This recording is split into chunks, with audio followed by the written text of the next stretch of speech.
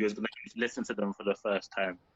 Like, what things would you listen out for that lets you know that this person's like they've done their work and they're really skillful at their job. So if you didn't hear a drummer and you heard them for the first time, what thing would you be looking out for, listening out for that would be this person's done their homework. That's a really good question. Really good question. I actually like that question a lot. What I listen to is placement. Okay. Placement, playing the song, whatever genre you're playing. I believe in playing songs the correct way. Like if you're playing rock, play it rock. Don't Yeah. put a jazz chop in a rock song. Yeah. If you're playing gospel, play gospel. And even with gospel, it's tricky because you have CCM, you have your traditional gospel. So I believe if you're playing old school, play old school. If you're playing something new, you need to flex a little, then do that. Don't put the wrong chop into a lot of drummers. I'm just gonna say this to be real. A lot of drummers do this. I go to other places, different churches. I've been that, and I've heard musicians, even forget drummers. This period, this musicians, keyboard players, bass players have to learn how to play the song for what it causes. Like you Yeah. don't want to play like I said, a jazz chop in a rock song. It doesn't make Yeah. sense. If it calls for 2 and 4, just play 2 and 4. There's nothing wrong with just playing straight when you need to play straight. Yeah. And that's what I look for, and that gives me that puts me in a place of what with a mindset I should say of if the drummer has done their homework, who have they listened to, or are they, and some drummers flex because you're in the building as well. I've gone Yeah. through Yeah. that. You Yeah. want to play extra. It's like that. I've heard so many drummers. I've heard so many musicians. So, and played with some great ones. So it. I'm impressed by playing the song, Yeah. Yeah. not Yeah. not trying to show off, not trying to do every lick that you know. That doesn't impress me because Yeah. I've heard so many licks. How many times can you go around the drum set? How many times can you crisscross? How many times it gets after a while it becomes like a bit much. So I really look for placement. I look for, are you playing the song in pocket or whatever, and then your placement, and then when you come out with something or do a lick, it makes a difference when you're not doing licks all through the whole song. So Yeah. yeah, those kind of things I look for. Yeah. Okay. Just make it the last. Don't need it throughout the whole. Yeah. Throughout the whole song. Just make it my little quick licks throughout the whole song. Yeah, because a lot of musicians um they don't do that now. And I think it's because you're trying to keep up with the young boys, you're trying to keep up with the new school. You got YouTube. Everybody has cameras, so you don't want to look whack or Yeah. on. But for me, it's just playing the record. I am who I am. Either you like me or you don't. Either you're gonna rock with me or you're not. That's just me. I don't have time to impress a person because my check is probably different than your check. You see what I'm Yeah. saying? So I don't, Yeah. so I feel like you need to play for me to get respect, and it goes to musicians out there, period, who's even trying to get on or trying to um, uh, um, further their musical career, or wondering why they're not, there yet. Is you have to get out of trying to impress this person, impress that. Play from the Yeah. heart. Just play from the Yeah. heart. Yeah. And that's all I do. I play. I look up and I play from the heart, and what comes out is what you see, is what you get on each record. And I'm just blessed to be able to share my gift with the world, really. Yeah. Yeah, really good points. I've made a lot of notes on them, and yeah, they're definitely key points.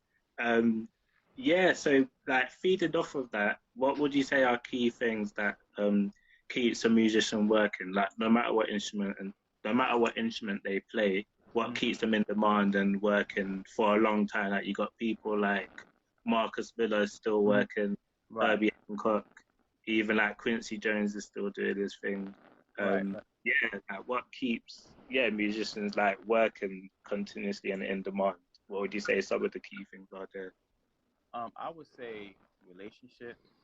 Yeah. goes a long ways. Having a good name, of course, being a great musician, but you can be a great musician and be the worst attitude, have the worst Yeah. attitude, and people will only work with you because you're good, but that still won't go but so far. So I really believe in having a great attitude, um, knowing the right people, being around the right Yeah. crowd, play, that's big to me. If somebody doesn't know you, um, and like for me, if I was to walk somewhere and somebody knew me, they probably would pick me over someone who they don't know. So Yeah. that's Yeah. a relationship, or that's your name. So I just believe in trying to have the greatest name you can. Of course, you're gonna make mistakes in life. You're gonna go through ups and downs and different things like that. But try to have great relationships with with artists, with people, with fellow musicians, so that way you are recommended. They can say, well, he's a good musician and he's a great person. Not he's a good Yeah. person. He's off the hook in the drums, but he's a jerk. Nobody can say.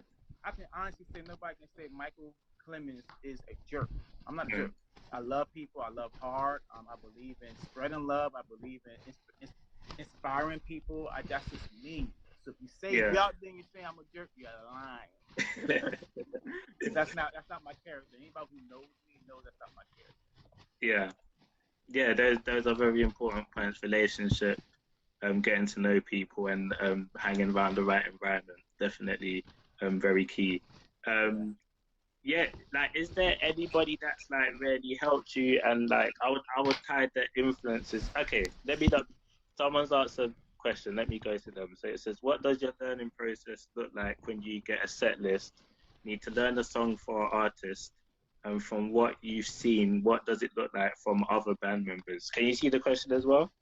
Um, I can't see. Okay. Okay. Okay. Yes. Yes. What learning process? For me, the learning process is listen to the music, study it, and even when I've learned other people's music, I still play. I give it me, Yeah. especially if it's a song that is okay. It's two parts to this. If it's a song that I've never heard, like say Israel, we're doing a new record, and it's a songs I never heard. Um, I will go in, I will listen to it, I will vibe with it, and then I'll put me on it. Yeah.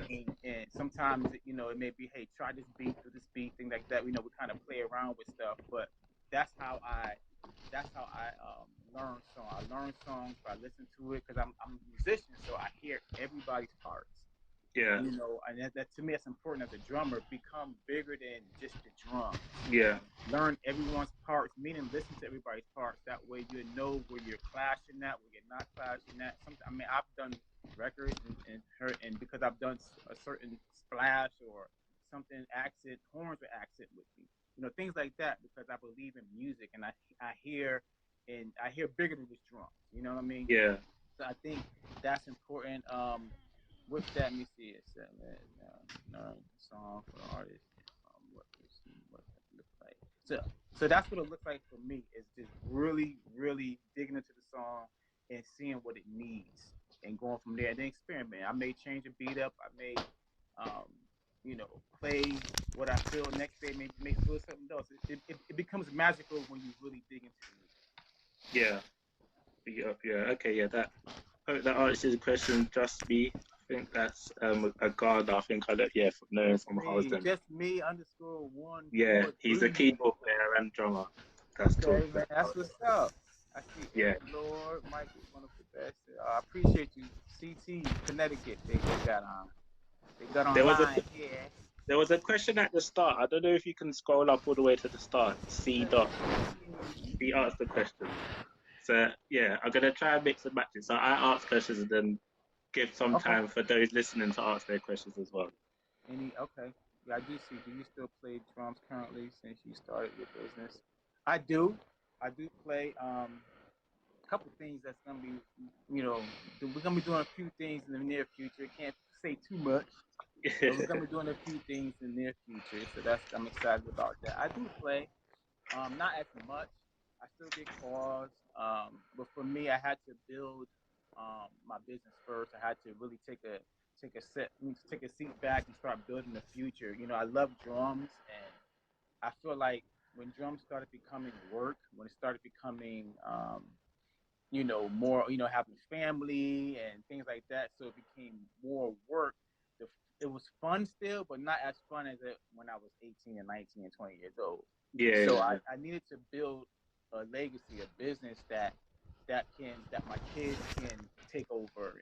And then when I go on the road, it's of course you want to get your money, but you're not so stressed because of a check because you have income coming in. I really believe in that, and I teach that to the younger crowd and to into the upcoming musicians now that make sure you're an entrepreneur. We're all entrepreneurs. yeah, If you're a musician, I feel like you can be an entrepreneur. There's yeah, nothing harder to me than being a struggling musician. So you want, you know what I mean? You know what I mean? Like you hear yeah, all these great stories about these musicians, but their stories are they went through either homeless or they believed in a lot of things, and so I really feel like anybody who can deal with being having late checks at times or being going cross countries and all this kind of stuff. I feel like you can be an entrepreneur because you have the grinding, you have the late night hours in you, especially being a yeah, producer and things like that. So I really feel like musicians need that, and for me, I had to build a legacy before I started going back on the road and doing stuff. That way, my home is secure no matter what. yeah, I've yeah. been through That things. I'm makes 44. I've been through some stuff. sense. Yeah, okay. I'm seeing some other questions. So Justin Floor Drums. I don't know if you covered it already, but feel free to elaborate on it. He said, "How do you make it in the music industry?" That's Justin Floor Drums one. How do you make it in the music Justin, industry? um, how you make it? Good name.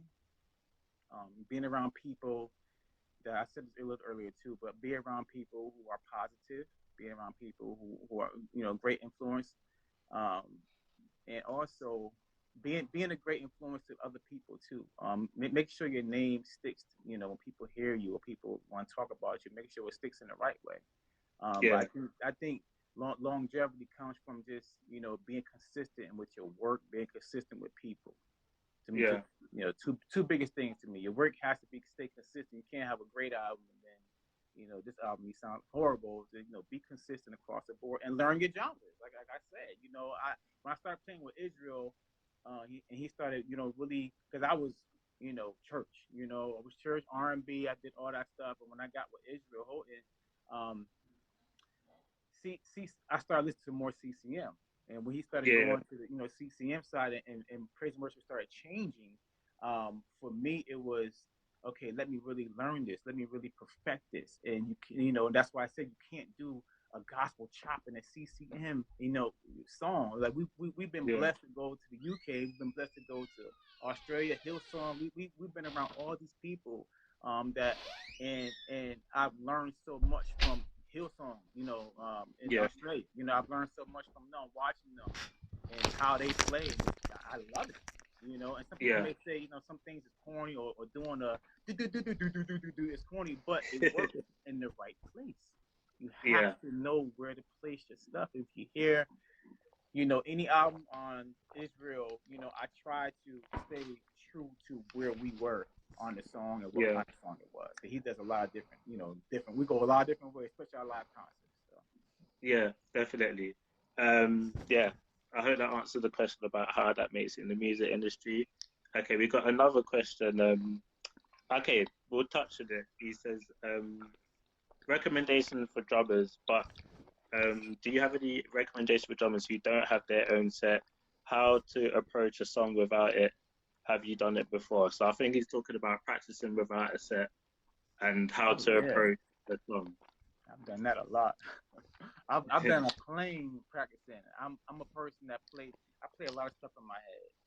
I Yeah, think it comes with the musical side of me. I play a lot of stuff in my head. I practice in my head. People don't know that. So if I'm trying to come up with an ending, a great ending to the outro of a song,